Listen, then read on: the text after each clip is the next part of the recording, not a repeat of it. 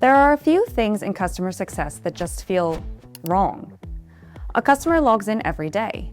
Your dashboard says everything looks healthy. Usage numbers are climbing. And then they churn, just like that.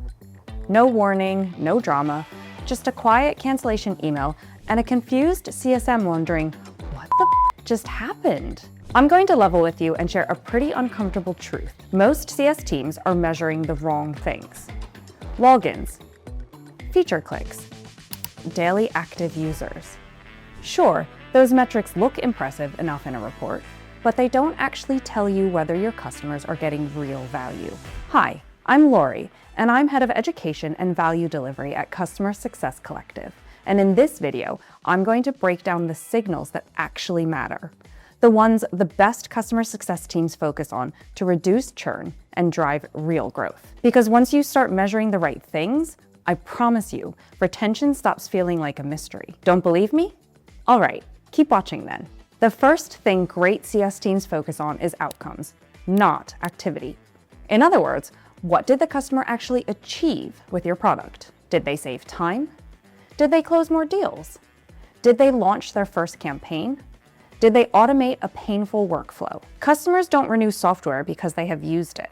They renew because it worked. Here's a simple example. Imagine you run a CRM platform. You could measure how often someone logs in, or you could measure how many deals they close using your system. One measures activity.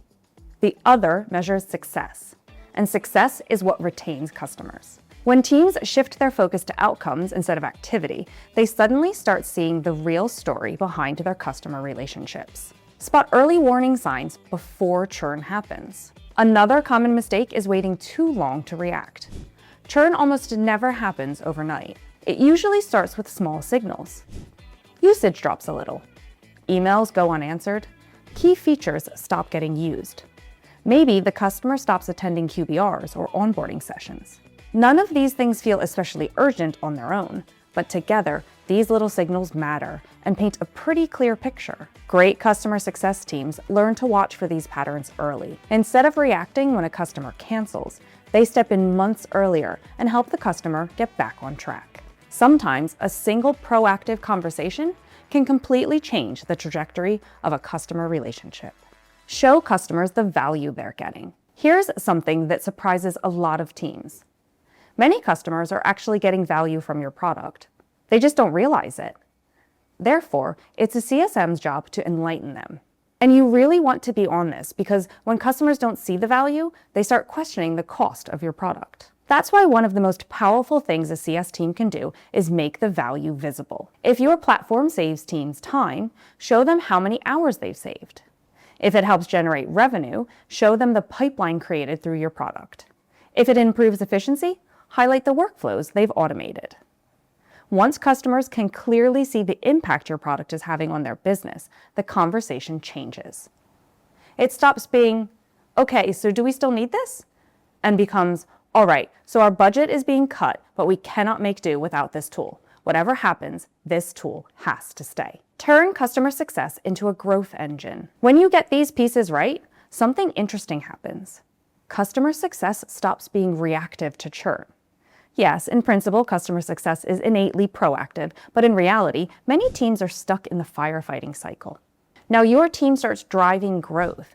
Customers stay longer. They expand their usage.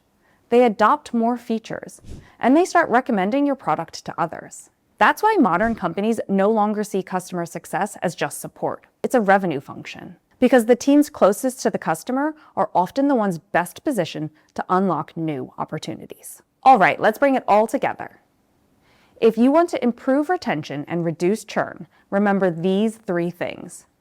First, focus on outcomes instead of activity. Logins don't matter nearly as much as the results your customers achieve. Second, watch for early warning signs. Small behavior changes often show up months before churn happens. And third, make the value visible. Customers stay when they clearly understand the impact your product has on their business. When you focus on those three things, customer success stops feeling reactive and starts becoming a real growth engine for your company. Thanks for watching. If you found this helpful and want more insights on customer success, retention, and SaaS growth, make sure to subscribe to the channel. And if you want to dive deeper into building a full customer lifecycle strategy, from onboarding to expansion, check out the resources over at customersuccesscollective.com. We've got guides, reports, playbooks, and templates that go much deeper into everything we talked about today. See you in the next one.